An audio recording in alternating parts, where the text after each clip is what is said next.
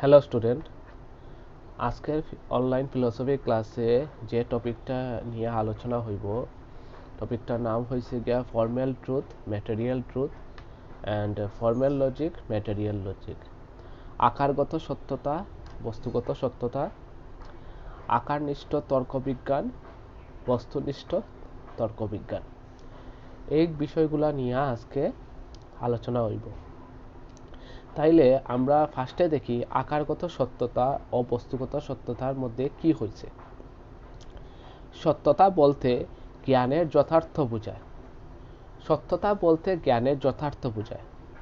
জ্ঞানের যথার্থ মানে কি? জ্ঞানের যথার্থ হয়েছে গিয়া মানে আমরা যে কোনো জিনিস যেরকম দেখি, যে কোনো জিনিস যেরকম দেখি ওই সেমভাবেই দেখাটা। মনে করো এই কলমটা আছে, এই কলমটা আমি এজ ইট ইজ যে দেখিয়া, যখন আমি এজ ইট ইজ এই কলমটারে দেখি লইমু, তখন আমার কি হইব? জ্ঞান হইব। ওটা হয়েছে যে সত্যতা বলতে জ্ঞানের যথার্থ বোঝায়। চিন্তা যখন সঙ্গতিপূর্ণ হয় আর বাস্তব জগতের সঙ্গে চিন্তার সামঞ্জস্য থাকে, তখনই চিন্তা সত্য হয়। চিন্তা যখন সঙ্গতিপূর্ণ হইব, আমরা একটা বিষয় নিয়ে ধারণা করলাম, কোনো বস্তু বা ঘটনা সমূহ নিয়ে ধারণা করলাম, এই ঘটনা সমূহের সঙ্গে যখন এটা যখন সঙ্গতিপূর্ণ হইব, ধারণাটা পুরা কারেক্ট হইব, আর বাস্তব জগতের সঙ্গে এই ঘটনার সঙ্গে মিল খুঁজে পাইমু, তখনই চিন্তা কিতা হইব? সত্য হইব, মানে আমরা থিঙ্কিংটা কারেক্ট হইব। ওটাই। এখন দেখো, চিন্তা সত্যটা আবার দুই রকম ভাবে ভাগ করিয়ে দেওয়া হয়েছে। কি কি? আকারগত সত্যতা এবং বস্তুগত সত্যতা। মানে এই চিন্তাটার এভাবে দুই ভাগে ভাগ করে দেওয়া হয়েছে, আকারগত সত্যতা আর বস্তুগত সত্যতা। তাইলে আমরা জানি যে আকারগত সত্যটা জিনিস কি আর বস্তুগত সত্যটা জিনিসটা কি। দেখো, এখানে ফার্স্টে আমরা আকারগত সত্যতাটা দিয়া জানি, যেটা ইংলিশের টার্ম ফর্মাল ট্রুথ। তো সঙ্গতিপূর্ণ চিন্তার কারণে যে সত্যতা পাওয়া যায় তাকে আকারগত সত্যতা বলে। সঙ্গতিপূর্ণ চিন্তার কারণে চিন্তাটা যখন ধারণাটা যখন সঠিক হয়ে যাব, সঙ্গতিপূর্ণ হয়ে যাব, আর এই চিন্তার কারণে যখন আমরা সত্যটা পাইলিমু, তখন এটা আকারগত সত্যতা হয়ে যাব। তো এই চিন্তার ক্ষেত্রে কিন্তু মনে করো আমি যে ধারণাটা করছি, আর এই ধারণার সঙ্গে এখানে ফার্স্টে লেখা দিয়েছে নানি, উপরের লাইনে দেখো ফার্স্টের দিকে, চিন্তা যখন সঙ্গতিপূর্ণ হয় আর বাস্তব জগতের সঙ্গে চিন্তার সামঞ্জস্য থাকে। কিন্তু এখানে কিতা হয়েছে? আকারগত সত্যতার, দেখো, সঙ্গতিপূর্ণ চিন্তার কারণে যে সত্যতা পাওয়া যায় তাকে আকারগত সত্যতা বলে। এখানে খালি যদি চিন্তাটা হরিয়াই, ধারণাটা হরিয়াই যদি আমরা সত্যটা ফাইলাই, তো এটাই আকারগত সত্যতা আসবে। এখানে বাস্তব জগতের সঙ্গে যে সামঞ্জস্য থাকতে লাগবে এটার কোনো দরকার পড়ে না এই আকারগত সত্যতার ক্ষেত্রে। এবং সঙ্গতিপূর্ণ চিন্তার অর্থ অন্তবিরোধমুক্ত চিন্তা। অন্তবিরোধমুক্ত চিন্তা মানে ফ্রি চিন্তা, এটার থেকে ফ্রি, মানে বাস্তব জগতের সঙ্গে যেহেতু এখানে কোনো মিলে বা সামঞ্জস্যের প্রয়োজন পড়েন না, অর্থাৎ লাগে অন্তবিরোধমুক্ত চিন্তাটা হইতে লাগবে। অতএব কোনো চিন্তার ক্ষেত্রে যখন আত্মসঙ্গতি বা অন্তবিরোধ মুক্ততা থাকে, তখন সেই চিন্তা সত্য হয়। যথা গোলাকৃতি বৃত্ত। গোলাকৃতি বৃত্ত, বৃত্ত মানে গোল যেটা। এখন তোমার একটা উদাহরণ সহিত আমি বুঝিয়ে দিই। মনে করো 2 + 2 = 4। 2 সঙ্গে 2 যদি আমরা যোগ করি তাহলে 4 হয়, এটা আমরা সবাই জানি। এই ক্ষেত্রটা সত্য, কিন্তু এটা আকারগতভাবে সত্য। এখন তোমার যদি হয় আমি তুমি দুইটা, এই যে 2 যে 2 তুমি এক্সটার্নাল ওয়ার্ল্ডে, আউটার ওয়ার্ল্ডে এই দুইটা তুমি আমার দেখাইতে, তুমি দেখাইতে পারবাই না। এটা তো কোনো মানে বস্তুস্থ মানে নাই, এটা তো আমরা একটা থিঙ্কিং, একটা চিন্তা, আর এই চিন্তাটা কি তা কারেক্টও আছে, কিন্তু এই বস্তুর উপরে আমি দেখাইতে পারি না। কিন্তু আমি যখন বস্তুগত সত্যতা হয়, এই যে আমার সামনে কলমটা, তুমি একটা কলমের সম্পর্কে চিন্তা যে করছো, কলমের একটা ডাকনি আছে, রিফিল আছে, কলমের আকার ওরকম, আকৃতি ওরকম, তুমি এরকম চিন্তাটা যেটা করছো, ধারণাটা করছো, ধারণাটা করার পরে যখন বাস্তব জগতে আইয়া দেখলাই কলমটা যে তুমি যে চিন্তাটা করছো বাস্তব জগতের সঙ্গে মিলটা খুঁজে পাইলে, সামঞ্জস্য খুঁজে পাইলে, মানে আউটার ওয়ার্ল্ডে, বহির জগতে, এটা কিতা, এটা তুমি যেরকম চিন্তা করছো সেই চিন্তার আর বাইরের জগতে আইয়া তুমি দেখছো বস্তুটার সঙ্গে সামঞ্জস্য মিল খুঁজাইয়া পাইছো, কিন্তু তখন কি হয়, তোমার কিতা হয়েছে, চিন্তাটা সত্য হয়েছে, সঠিক হয়েছে। কিন্তু আকারগত চিন্তা কিতা হয়েছে গিয়া, এখানে আকারগত চিন্তা কিতা হয়েছে, এখন যে আকারগত আমি চিন্তাটা করলাম 2+2 4, এটাও তো সত্য নানি, 2+2 4, 1+1 = 2, তো এইগুলা জিনিস তো সত্য। কিন্তু এই জিনিস যদি তোমার হয় আমার 2 দেখাও 4 দেখাও, 2 আর 4 তো তুমি কোনো বস্তুরূপে দেখাইতে পারতে না, এটা তো সম্ভব নয়। কিন্তু এই জিনিসটা তো সত্য, ওটালে হয়েছে এটার আকারগত সত্যতা, মানে ফর্মাল ট্রুথ। এই ক্ষেত্রে কিতা হর, এই ক্ষেত্রে ওখানে হর সঙ্গতিপূর্ণ চিন্তার কারণে যে সত্যতা পাওয়া যায়। এখানে কিন্তু বাস্তব জগতের সঙ্গে চিন্তার সামঞ্জস্য থাকতে লাগবো এটা দরকার পড়ে না, কারণ বাস্তব জগতে তুমি এটা দেখাইতেও পারতে না। ওটাও হয়েছে গিয়ে তোমার আকারগত সত্যতা, মানে ইংরাজিতে নাম যেটা ফর্মাল ট্রুথ। এখন দেখি পরের যে বস্তুগত সত্যতা আছে। দেখো বস্তুগত সত্যতা, ম্যাটেরিয়াল ট্রুথ। ওইটা ম্যাটেরিয়াল ট্রুথ মানে কিটা, চিন্তার বিষয়বস্তুর সঙ্গে যখন বাস্তবের মিল বা সামঞ্জস্য থাকে তখন বস্তুগত সত্যতা পাওয়া যায়। ওটাই চিন্তা যখন একটা আমরা যখন ধারণাটা করছি, আর ওই ধারণার সঙ্গে যেরকম আমরা থিঙ্কিং করছি, যেরকম ধারণা করছি এই কলমটা সম্পর্কে নিয়ে, আর বাস্তব জগতে বহির্জগতে আইয়া দেখছি যে সেম এক্স্যাক্টলি সামঞ্জস্য আছে, তখন আমরা বস্তুগত সত্যটা খুঁজাইয়া পাইব। ওটাই হচ্ছে চিন্তার বিষয়বস্তুর সঙ্গে যখন বাস্তবের মিল বা সামঞ্জস্য থাকে তখন বস্তুগত সত্যতা পাওয়া যায়।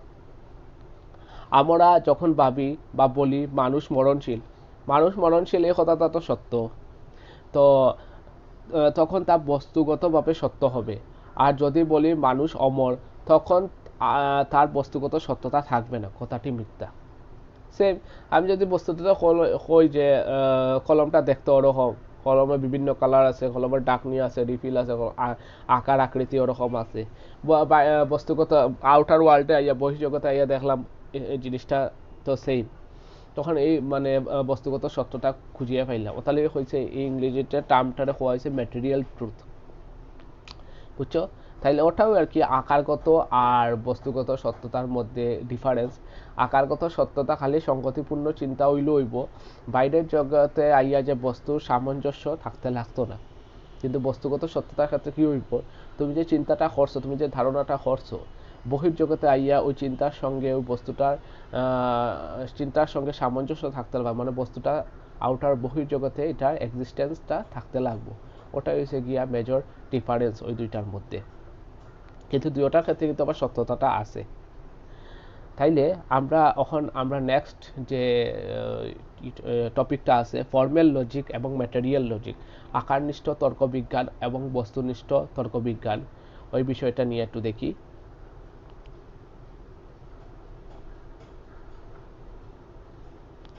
পাশ্চাত্য তর্কবিজ্ঞানে আকারগত সত্যতা এবং বস্তুগত সত্যতা পার্থক্যের ভিত্তিতে তর্কবিজ্ঞানের দুইটি রূপ স্বীকার করা হয়। এই আকারগত সত্যতা আর বস্তুগত সত্যতার উপরে নির্ভর করিয়া তর্কবিজ্ঞানের দুইটি রূপ স্বীকার করা হয়েছে। কি কি রূপ?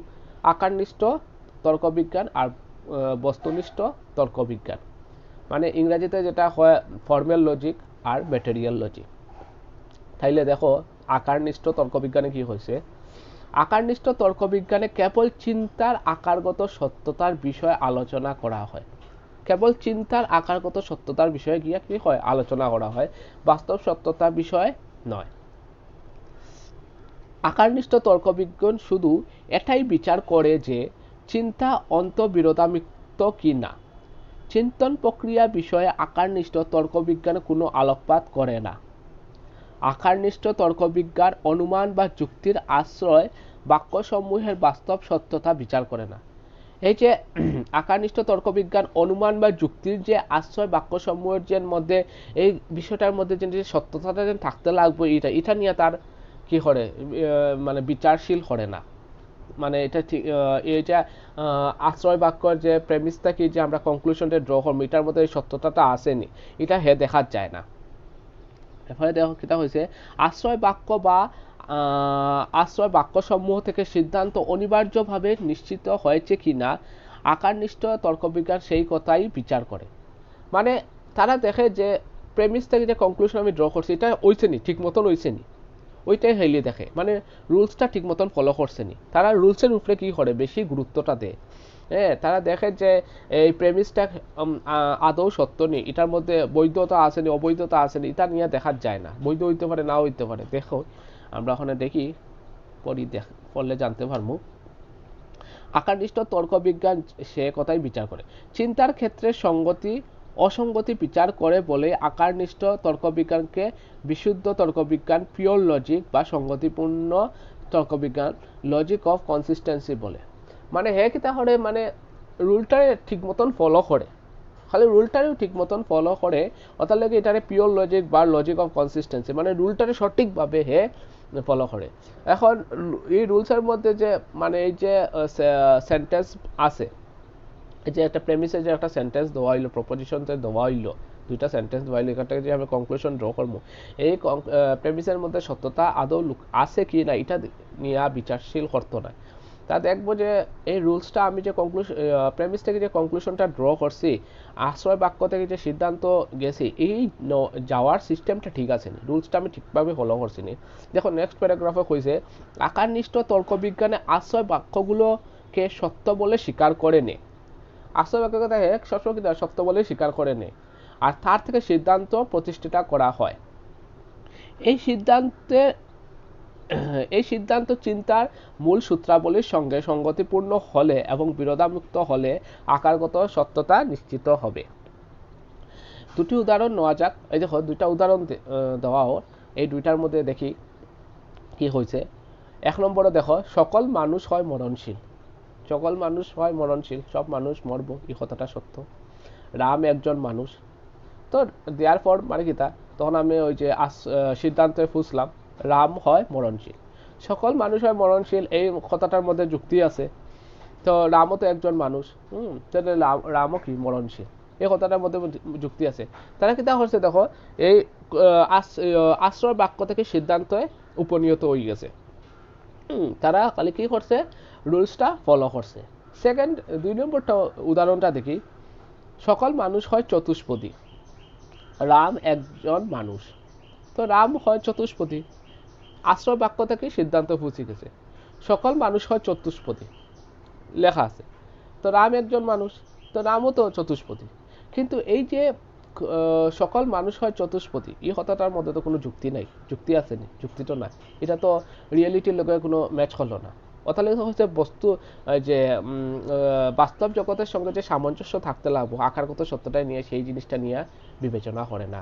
অর্থাৎ কিতা হয়েছে, ওই দেখো প্রথম দেখো প্যারাগ্রাফটা দেখিয়া দেই যে আকারনিষ্ঠ তর্কবিজ্ঞানে আশ্রয় বাক্যগুলোকে সত্য বলে স্বীকার করে নেয়, সত্য বলে স্বীকার করে নেয়। হে তার এই যে কথা সেন্টেন্সটা বাক্যগুলোর মধ্যে যে যুক্তি আছে কিনা এগুলা নিয়ে হে বিচারশীল করতো না, হে কঠোরভাবে রুলসটা ফলো করবো, যে আমার রুলসটা ঠিক মতো নননি, আমি প্রেমিস থেকে কনক্লুশন যে ড্র করিয়া এটা ঠিক মতো নননি, ওটাই দেখবো।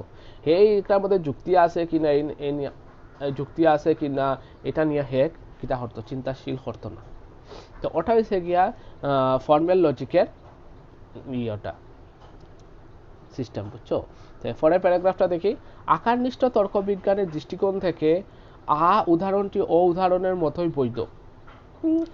উদাহরণটি ও উদাহরণের মতন বৈধ, কারণ বৈধ ও মানে 1 নম্বরে যে রুলসটা ফলো করা হয়েছে, হ্যাঁ 2 নম্বরে তো সেম রুলস ফলো করা হয়েছে নানি, ওটা লাগে তার মতে কিটা এটা বৈধ।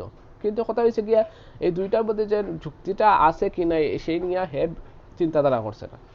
দুটি যুক্তি প্রথম সংস্থানের বৈধমূর্তি বারবারা, কিন্তু এটা স্পর্শ যে উদাহরণ আয়ের বাস্তব সত্যতা নেই। ওটা কইছে যে আয়ের কোনো বাস্তব তো সত্যতাই নেই, বাস্তব কোনো সত্যতা আসেনি, সত্যতা এটা নয়, সকল মানুষ হয় চতুষ্পদী, এখানে তো বাস্তব কোনো সত্যতাই নাই।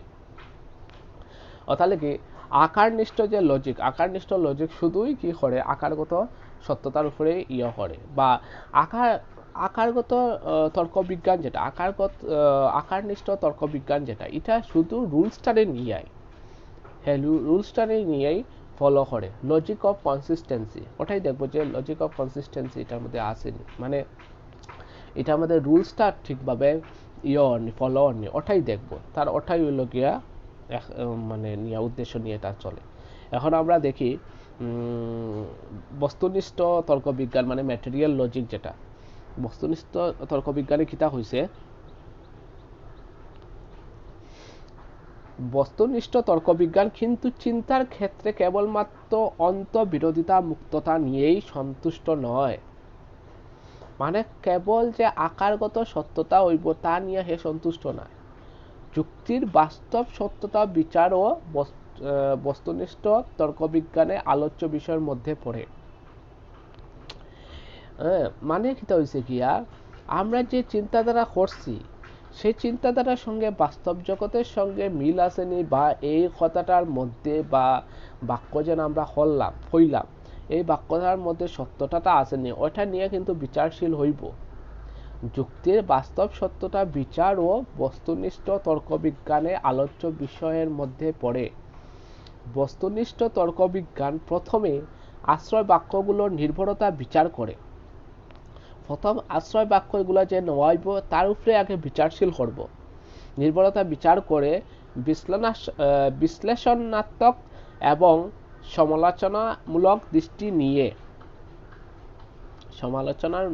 দৃষ্টি নিয়ে তারপর সিদ্ধান্ত আশ্রয় বাক্যের সঙ্গে সংগতিপূর্ণ কিনা তাও বিচার করে, এবং সর্বশেষে বাস্তবতার সঙ্গে সামঞ্জস্যপূর্ণ সিদ্ধান্ত প্রতিষ্ঠিত হয়েছে কিনা বিচার করে। বস্তুনিষ্ঠ তর্কবিজ্ঞানের অপর নাম লজিক অফ ট্রুথ বা অবজেক্টিভ কনসেন্ট্রেট বা অ্যাপ্লাইড লজিক। মানে কি তা, ওখানে হয়েছে যে বস্তুনিষ্ঠ তর্কবিজ্ঞান যেটা, যখন ওই যে উদাহরণ দুইটা দেখো, আবার সকল মানুষ হয় মরণশীল, রাম হয় একজন মানুষ, রাম হয় মরণশীল। এই যে সকল মানুষ হয় মরণশীল, রাম হয় একজন মানুষ, এই যে দুইটা আশ্রয় বাক্য আছে, এই আশ্রয় বাক্যর যে মধ্যে যুক্তি আছে না, সেই যুক্তিটা বিচারশীল করবে। শুধু আকারগত সত্যতা নিয়ে কি বস্তুগত তর্কবিজ্ঞান সন্তুষ্ট নয়, তা দেখবো যে এই যে যুক্তির বাস্তব সত্যতা বিচার করে। মানে বস্তুনিষ্ঠ তর্কবিজ্ঞান প্রথমে আশ্রয় বাক্যগুলো নির্ভরতা বিচার করে। ওই যে আশ্রয় বাক্যগুলো বৈধ না অবৈধ ওইগুলা বিচার করবো ফার্স্টে, ওইগুলা বৈধতা বিচার করিয়া তখন গিয়ে সিদ্ধান্ত হে উপনীত হইব। যেমন সকল মানুষ হয় চতুষ্পদী, রাম হয় একজন মানুষ, রাম হয় চতুষ্পদী। তখন ফার্স্টেও দেখবো যে আশ্রয় বাক্যর মধ্যে এইগুলো কোনো তো নাই, মানে আশ্রয় বাক্যগুলো কোনো নির্ভরতাই নাই, কোনো যুক্তি নাই, হ্যাঁ, তখন এটা বস্তুগতভাবে সত্যতা হইতো না। তো ওটাই হইল গিয়া আকারনিষ্ঠ তর্কবিজ্ঞান বা বস্তুনিষ্ঠ তর্কবিজ্ঞানের মধ্যে পার্থক্য এটাই যে আকারগত সত্যতা, মানে আকারনিষ্ঠ তর্কবিজ্ঞান শুধু রুলসটারেই ফলো করব, রুলসটারেই হে প্রাধান্য দিব। এটা দেখতো না যে আশ্রয় বাক্য এটার মধ্যে বৈধ অবৈধ আছে কিনা, হে রুলসটারেই ভালোটিকে ফলো করব। আর ম্যাটেরিয়াল লজিক বা বস্তুনিষ্ঠ তর্কবিজ্ঞানে দেখব যে রুলসটা ফলো করার আগে আশ্রয় বাক্য যেগুলা কথা হওয়া হয়েছে সেই কথাগুলোর মধ্যে যুক্তি আছে কিনা, যুক্তি বৈধ কিনা, এই যুক্তি বৈধ হওয়ার পরে তারপরে হে সিদ্ধান্তে উপনীত হইব। ওটাই হয়েছে গিয়ে দুইটার মধ্যে মেজর যে ডিফারেন্সটা। তাইলে আজকে তোমার ওটা হয়েছে গিয়া মেইন টপিক, যেটা তোমার আজকের বিষয়টা নিয়ে হয়েছে গিয়া ফর্মাল ট্রুথ আর ম্যাটেরিয়াল ট্রুথ, মানে আকারগত সত্যতা আর বস্তুগত সত্যতা, আর যেটা উপরে ভিত্তি করিয়া আকারনিষ্ঠ তর্কবিজ্ঞান আর বস্তুনিষ্ঠ তর্কবিজ্ঞানটারে ইয়ে করা হয়েছে।